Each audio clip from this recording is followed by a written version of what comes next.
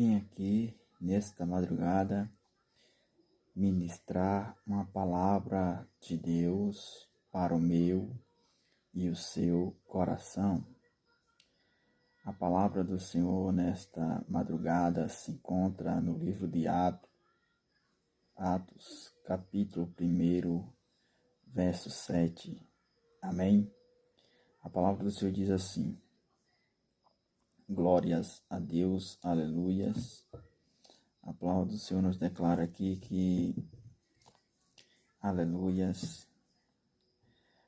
Atos capítulo 1, versículo 7.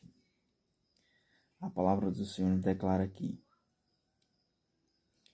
e disse-lhe, não vos pertence saber os tempos ou as estações que o Pai estabeleceu pelo seu próprio poder.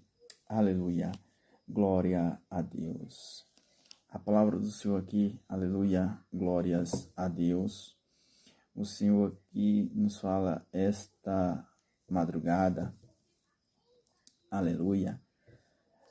O Senhor nos declara nesta noite, aqui no livro de Atos, capítulo 1, verso 7, a palavra do Senhor, a pregação deve focar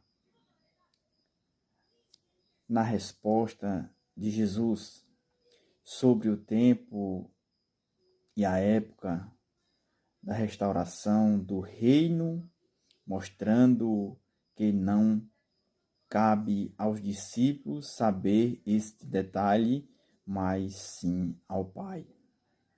A ênfase deve estar em receber o poder do Espírito Santo para ser testemunha de Jesus, o que se tornará o verdadeiro reino a ser revelado, expandindo a salvação do Senhor até os confins da terra.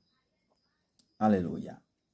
A palavra do Senhor nos declara aqui, nesse texto, aleluia, glória a Deus, e a pregação fala sobre as lições para as pregação, e no momento, aqui o Senhor nos declara o momento exato, que nos declara Jesus corrige a mentalidade dos discípulos que questionavam sobre o tempo da restauração do reino de Israel, direcionando-os e não focar em saber data e hora, mas em entender que isso pertence ao plano de Deus. Receber o poder do Espírito Santo, a verdadeira restauração do reino acontece quando o Espírito for derramado, capacitando os apóstolos a serem testemunha de Jesus. E o que chama atenção nesse texto sagrado de Atos é ser testemunha os confins da terra.